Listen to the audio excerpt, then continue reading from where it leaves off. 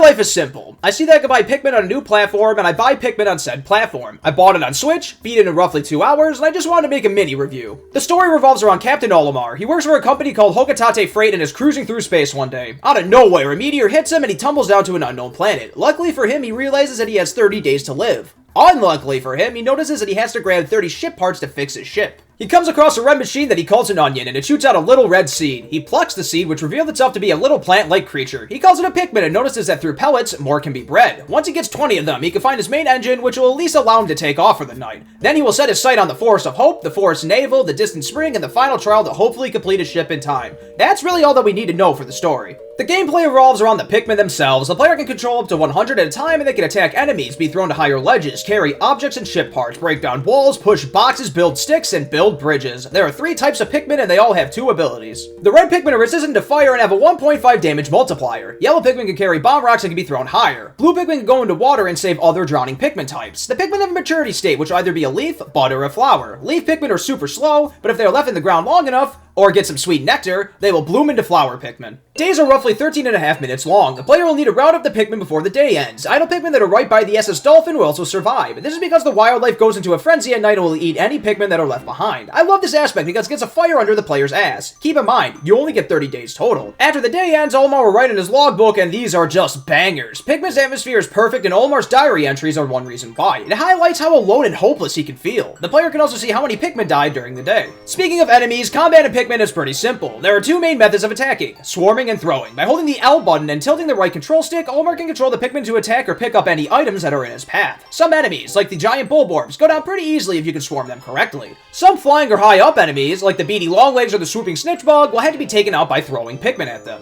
These enemies will do damage to Olimar. If the player loses all their health, the day will end and all the Pikmin that are not near the SS Dolphin will die. The player can heal by going to the SS Dolphin at any moment, so it's pretty easy to prevent. The player can also lie down to avoid damage from enemies. The Pikmin can also carry him. The onion will do a cool fireworks thing. It's cute, okay? I'll touch on each of the stages quickly. In order to unlock a new stage, the player will have to collect a certain amount of ship parts. The impact site is the tutorial stage where you get the main engine and red Pikmin on day 1. After getting blue Pikmin, the player can return to grab another ship part by defeating the pearly clamps. The Forest of Hope has 8 ship parts, and yellow Pikmin can be obtained here. There are a lot of giant bulborbs as well as bomb rocks to ensure that yellow Pikmin get used. There's also an armored cannon beetle, as well as some snaggers for some enemy variety. The whimsical radar can be found here, which is the only ship part to unlock something. This will unlock the map, which will let the player see where their Pikmin are, as well as other ship parts. The Forest Navel is a dimly lit cave that is home to the blue Pikmin. There is plenty of water to make sure that they get their use. Some ship parts like the Libra and Analog computer are actually really cool and displays how the different types of Pikmin can work together and what kind of puzzles the devs can make around all 3 of them. The beady longlegs and the puff stool act as like pseudo-bosses here. There's plenty of fire, water, and rock walls, so the stage has the best Pikmin balance in my opinion. The Distant Spring is by far the hardest stage in the game. There's a lot of water, and the giant bulbears are much tougher than the giant bulborbs. There are also some annoying enemies too, such as the puffy blowhog, swooping snitchbug, woollywogs, and water dumples.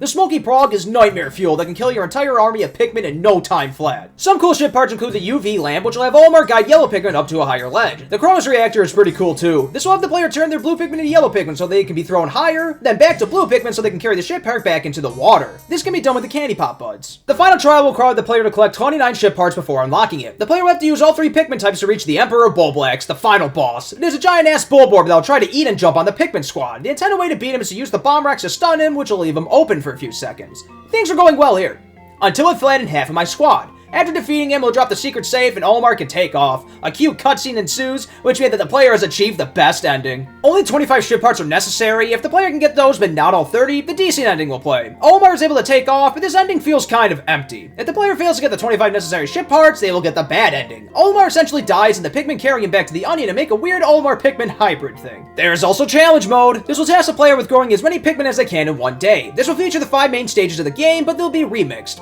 I'm not gonna lie though, I barely play this mode. It's a cool little side thing that I'll do from time to time, but it's just fine. The days are different lengths depending on what stage is chosen. This release is mostly just the Wii version, but it uses the GameCube cursor for some reason. I can tell because there are a few things that aren't in the GameCube version. For one, the player can change Pikmin types while holding them. An updated save system allows the player to restart play from any previous day. The bomb rocks also worked like how they did in the Wii version. This is all good and all, but what's new in the Switch version? Looking at the Wikipedia, it's not much. The biggest thing for me was the fact that the infamous crushing glitch is now gone. This frustrating glitch will have Pikmin die when an enemy body lands on them and it pushes them downward out of the terrain. The UI has been updated and looks much nicer. The frame rate is unfortunately still stuck at 30 FPS, but at least as far as I can tell, I don't think I had a single dip in frame rate. Frame rate dips happen here and there in both of the original versions. The resolution is 1080p when playing docked and 720p when playing in handheld. There's also an option to turn on the motion controls, but they only seem okay. They're definitely not as good as the Wii Remote. I just use the standard controls. So, I think there are three main problems here. The first one is this. Is this worth your cash? I already explained how there's a 30-day limit and how each day is 13.5 minutes. So that means that you'll be playing for a maximum of 6.75 hours. And keep in mind that the Switch version is $30. For a freak like me that will replay this over and over and over again, it is easily worth the price. I completely get the bang for your buck argument though. There isn't much meaningful side content either. I can see some being miffed that they paid $30 for just a couple hours of fun. If you get Pikmin 1 and 2 together, they are $25 each. But I can still see that being a bit high for the original Pikmin. Number 2. The Pikmin AI kinda sucks. It seems better, but they will still leave my army to do dumb shit. You know, pull weeds, carry enemy corpses, attack enemies. It can be frustrating when I bring just enough Pikmin to do something, and then one or two of them just leaves the group randomly.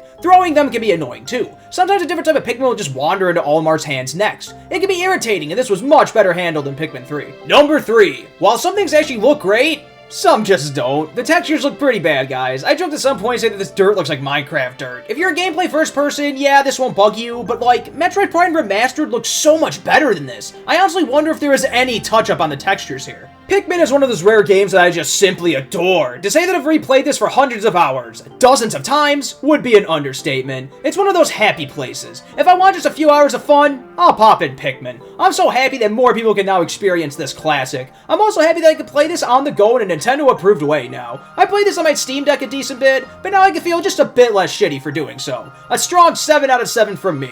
I'll probably do a mini review on Pikmin 2 as well. Please, if you are somewhat interested, give it a chance. Pikmin needs to be bigger, damn it. I didn't know where to slot this in the review, but the music just kicks ass. The Forest of Hope might be my favorite video game music piece, period. The Pikmin themselves are also just adorable. Just look at them.